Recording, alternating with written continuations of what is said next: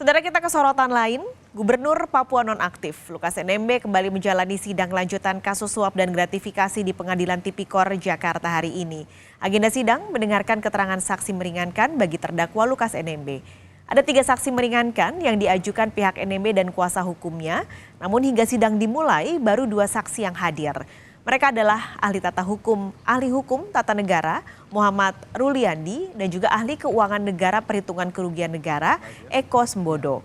Sementara dari pihak jaksa penuntut umum tidak akan menghadirkan saksi lagi sebab JPU merasa pembuktian dakwaan perkara Lukas NMB sudah cukup.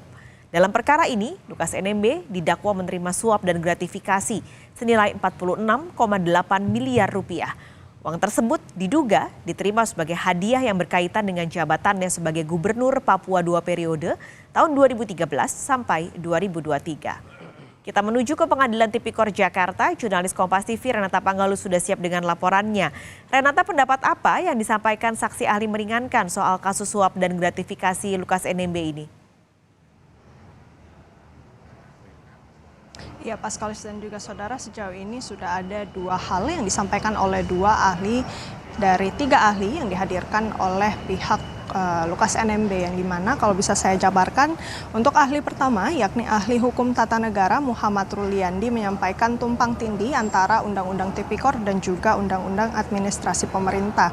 Menurut Muhammad Ruliandi, suap dan gratifikasi dalam peristiwa pengadaan ini harusnya dikaji dari sudut pandang hukum administrasi, yang dimana peristiwa pengadaan ini dalam hakikatnya merupakan kompetensi absolut dari pemeriksa keuangan atau dalam hal ini Badan Pemeriksa Keuangan. Yang berarti jika tidak ada catatan-catatan atau rekomendasi yang bisa ditindaklanjuti dari BPK, maka penyelidikan ini tidak dapat ataupun tidak boleh dilakukan karena terjadi kontra level terhadap pelaksanaan undang-undang. Selain itu juga Paskalis dan saudara, tadi juga sudah didengarkan keterangan dari ahli keuangan negara dan perhitungan kerugian negara Eko Sembodo, yang dimana di awal permintaan keterangannya memang sempat jaksa penuntut umum melontarkan keberatannya karena dari pihak kuasa hukum atau penasihat hukum dari Lukas NMB ini tidak memberikan ilustrasi, melainkan memberikan fakta, langsung menanyakan terkait dengan fakta persidangan kepada ahli. Yang oleh karena itu setelah itu dari pihak kuasa hukum atau penasihat hukum kemudian menanyakan terkait dengan wajar tanpa pengecualian atau predikat WTP, yang dimana untuk Lukas NMB sendiri ini memang sudah menerima 9 kali wajar tanpa pengecualian pada saat masa pemerintahannya.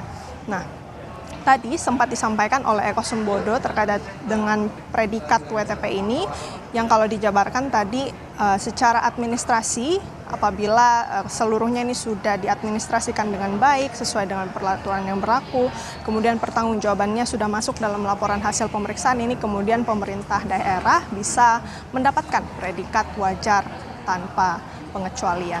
Paskalis dan juga saudara, memang menarik kasus ataupun sidang kasus suap dan gratifikasi dari Lukas NMB ini sudah berjalan cukup panjang, yang dimana kita sudah sampai di permintaan keterangan dari ahli, yang dimana pada persidangan sebelumnya jaksa penuntut umum menghadirkan beberapa saksi untuk membuktikan dakwaannya terkait dengan aliran dana sebesar 1 miliar kepada Lukas NMB, yang dimana dari saksi-saksi tersebut juga sudah dikonfirmasi bahwa memang benar ada aliran dana sebesar 1 miliar yang sampai di tangan Lukas NMB melalui rekening dari Imelda Sun, yang kemudian Imelda Sun ini pemilik salon di Jayapura ini kemudian mengirimkan dana tersebut kepada Lukas NMB. Masih kita pantau memang sidang dari pemeriksaan ataupun permintaan keterangan dari ahli, karena memang 1 ahli lagi yakni Hernold Ferry Makawimbang ini masih kita tunggu kehadirannya.